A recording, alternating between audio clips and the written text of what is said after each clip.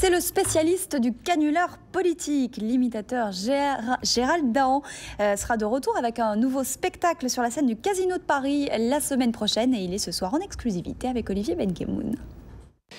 Bonsoir à tous. Effectivement, je suis avec Gérald Dahan qui prépare son Casino de Paris. La première date, c'est la semaine prochaine. Donc on est au milieu, vous le voyez, des décors, des costumes. On est backstage là.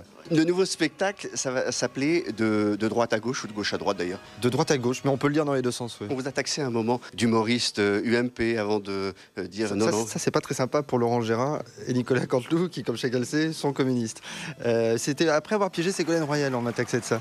Et ensuite, l'année dernière, après le spectacle Sarkolande, on m'a dit tiens, encore un humoriste de gauche. Ça c'est pas très sympa pour Guy Bedos et Stéphane Guillon qui, comme chacun le sait, militent au Front National. Les humoristes, on a toujours envie de les mettre dans une case, à droite.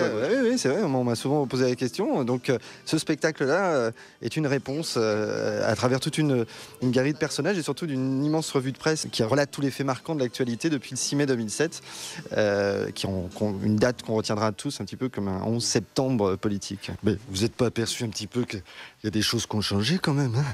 Vous vous souvenez de mon slogan? C'était travailler plus pour gagner plus. Bon, maintenant on a compris que ceux qui travaillent plus et ceux qui gagnent plus, c'est pas les mêmes. Évidemment, la revue de presse va être réactualisée. Oui, j'imagine. J'ai donné à Patrick Timsit la lourde tâche de s'occuper de cette revue de presse. Et dans le spectacle, il dit Salut, c'est Timsit. Enfin, pour moi, Sarkozy, il est très inspirant parce qu'il est partout à la fois. C'est un peu un personnage de BD, quoi. C'est Tintin, quoi. Je veux dire, le petit reporter hystérique, c'est lui. Milou, le chien fidèle, c'est Kouchner. La Castafiore, j'ai le costume, regardez. Là, la Castafiore, c'est Carla Bruni. Vous voyez, je veux dire, il y en a d'autres. Il y a aussi Jean-François Copé, Xavier Bertrand. Ils sont là, c'est Ducon et Ducon. On a aussi, ça c'est le professeur Tournesol, vous voyez, c'est François Fillon, on comprend rien de ce qu'il dit, il entend strictement rien de ce que lui disent les Français. On a aussi le capitaine Haddock, c'est Borloo, c'est celui qui picole et qui dit des gros. D'ailleurs, Borloo, c'est un surnom, hein, c'est la contraction de bordélique et d'alcoolo. Enfin, toute une galerie de personnages, quoi. Je voulais juste faire une parenthèse à propos des canulars que vous avez fait, parce que vous avez été aussi connu par le grand public pour ça. Vous avez piégé Nicolas Sarkozy, une première fois, c'était en 2007. En me faisant passer pour Pierre Palmade. J'ai appelé Nicolas Sarkozy, qui était à l'époque ministre de l'Intérieur.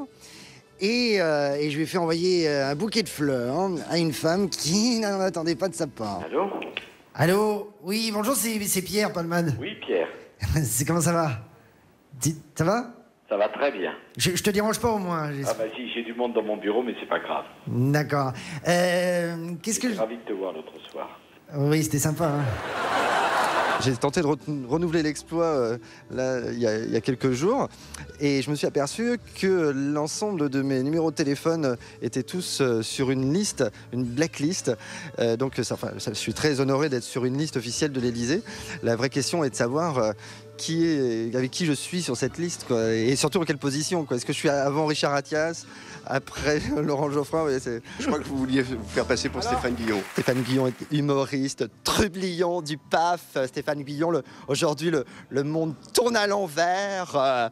Hortefeux aux affaires sociales, pourquoi pas Ségolène Royal, candidate à l'Eurovision, Julien Lepers à l'Académie française, Ben Laden à poil non têtu, pourquoi pas, soyons fous. Quelque chose en vous de Sarkozy, un petit côté salaud bien enfoui. Des hommes politiques, mais également le cinéma. Fabrice Lucchini, hasard du calendrier, coïncidence heureuse, opportunité d'employer un acteur génial, moi-même, ou simplement parce que j'étais le seul disponible et que j'ai besoin d'argent. Moi, Fabrice Lucchini, je suis dans le spectacle et c'est ça qui est totalement hallucinant. La télévision également, Jean-Luc Delarue, entre autres, Éric Zemmour aussi.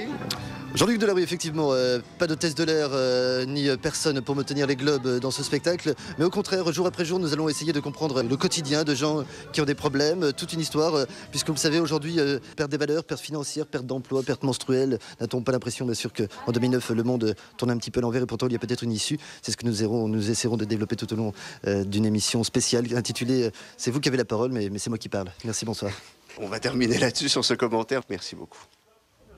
Et merci à tous les deux. Vous restez avec nous, un nouveau journal dans moins de 5 minutes.